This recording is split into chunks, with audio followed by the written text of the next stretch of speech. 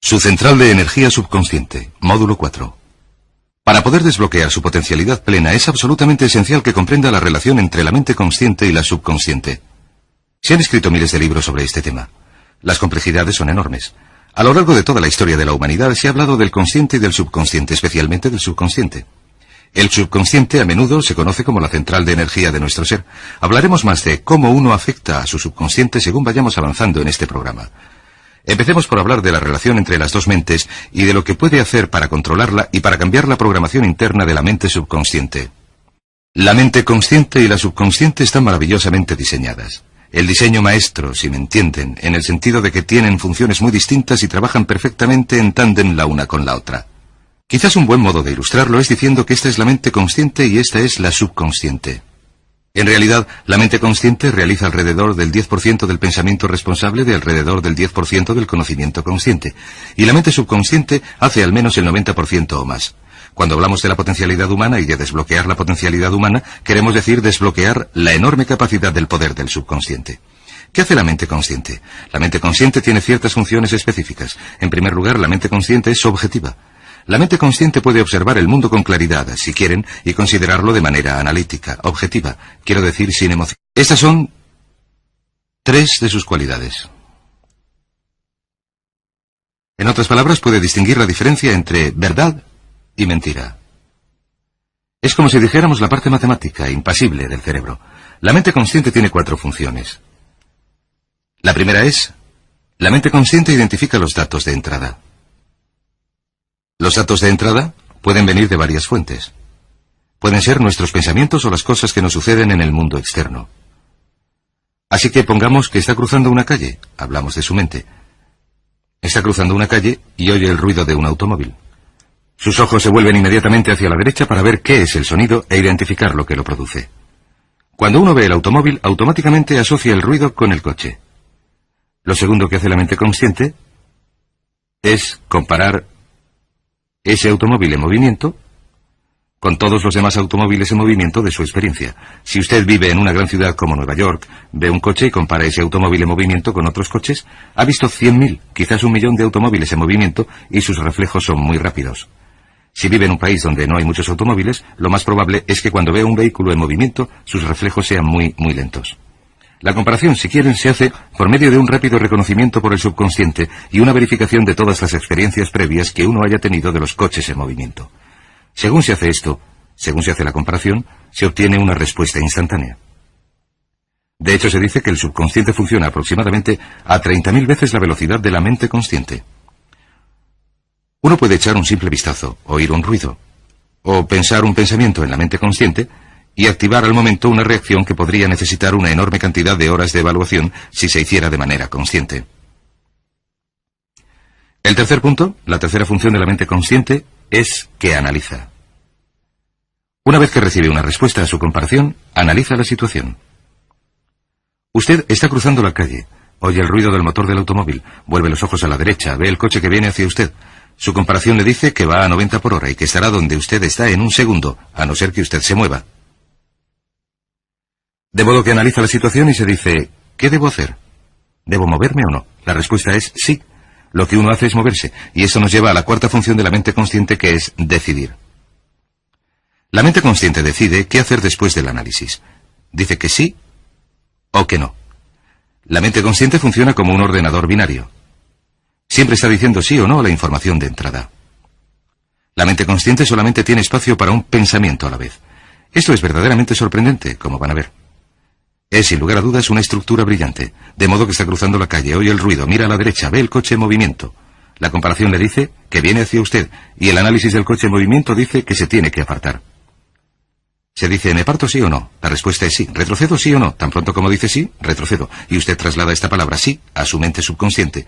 La mente subconsciente pone en movimiento al instante todos los nervios, todos los tendones, todos los tejidos, para quitarle de en medio. No tiene que pararse a pensar, ¿adelanto mi pie derecho antes o el izquierdo? Lo único que hace es enviar la señal a la mente consciente, reforzada por una carga, si quiere, o una detonación de emociones.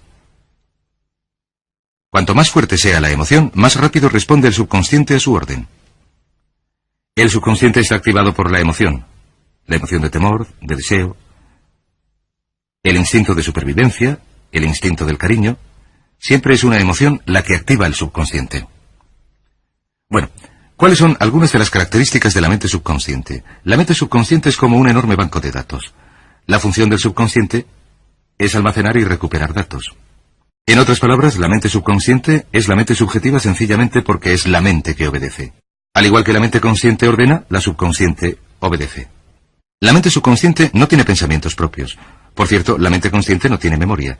La mente subconsciente es la sede de toda la memoria. La mente consciente, como recordarán, solamente puede estar ocupada por un pensamiento en cada momento, mientras que la mente subconsciente puede almacenar millones de hechos. La relación entre el consciente y el subconsciente es que el consciente es como un jardinero y el subconsciente como un jardín. Las semillas que se planten en la mente subconsciente son los que la mente subconsciente hará crecer. En la mente subconsciente tenemos una serie completa de programas distintos. El autoconcepto, que contiene toda la información, todos los temas que son importantes para nosotros, y todas nuestras experiencias y reacciones previas a dichas situaciones. De manera que si se produce una nueva situación similar, una de las funciones del subconsciente es hacer que nuestro comportamiento sea consecuente con nuestro comportamiento previo. De modo que, si siempre hemos sentido miedo en una situación y presenciamos la situación, sentiremos miedo inmediatamente sin pensarlo. En una situación desconocida, la tendencia natural es ni tener ni dejar de tener miedo porque no se dispone de suficiente información hasta haber elaborado un banco de experiencias. Esto nos lleva a 3 leyes de importancia crítica, 3 de las leyes mentales más importantes de las que hemos hablado.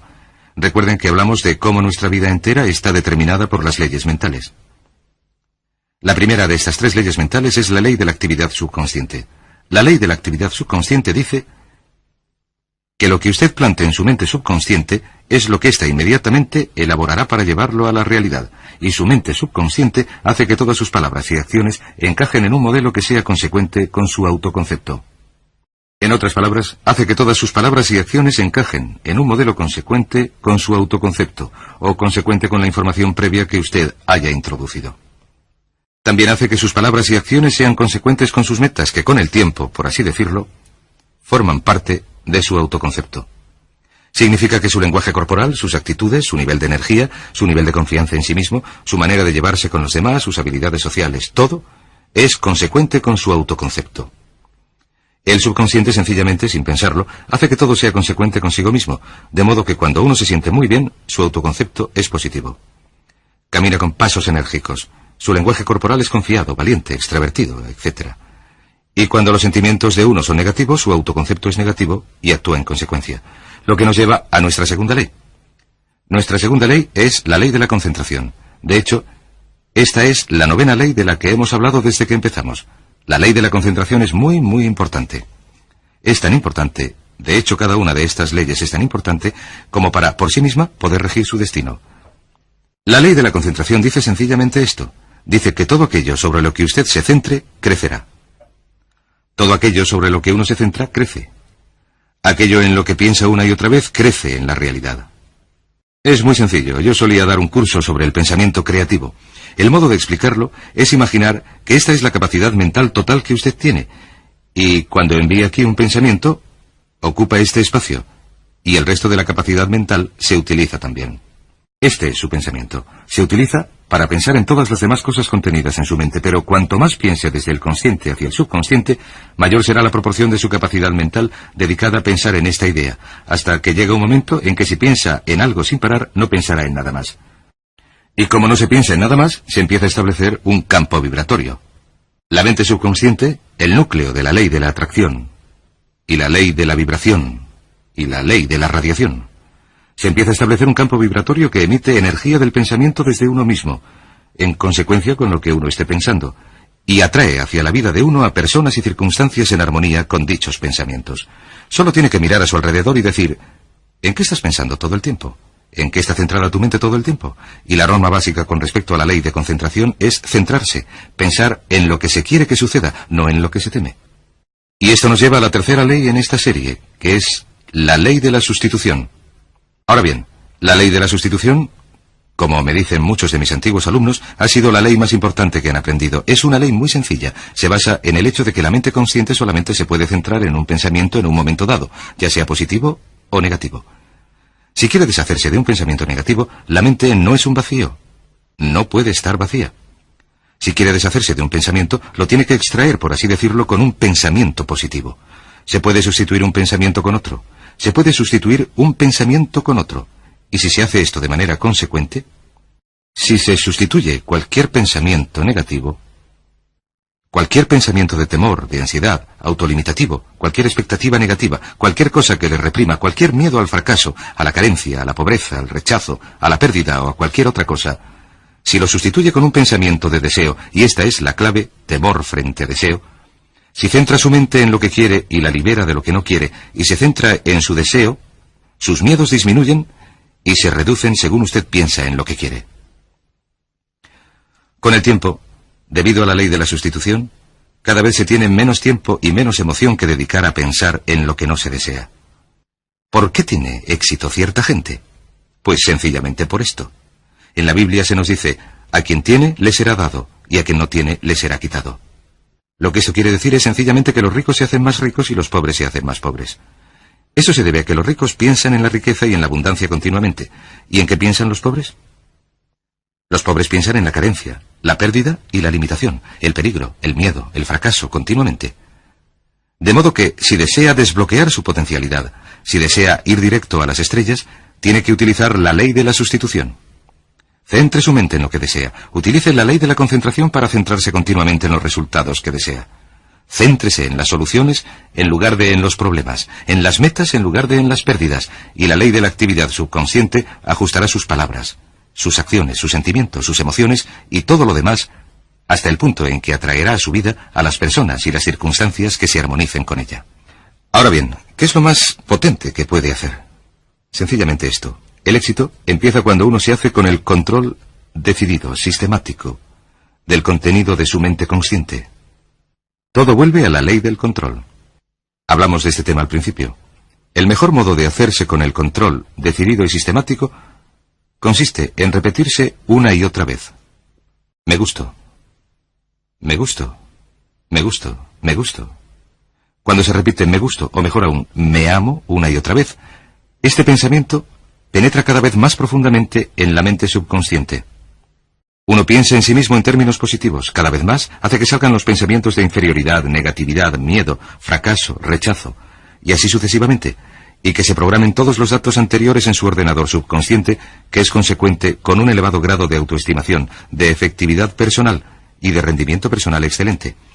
La clave de su éxito en la vida consiste en utilizar el poder de su mente subconsciente para programarla con pensamientos, palabras, imágenes, ideas y sentimientos consecuentes con un alto rendimiento, y centrar su mente en lo que desee y alejarla de lo que tema. Y recuerde, lo único en este mundo que puede controlar es su pensamiento. Lo único en el mundo que puede controlar son sus pensamientos conscientes. Si hace eso, todo lo demás será posible para usted.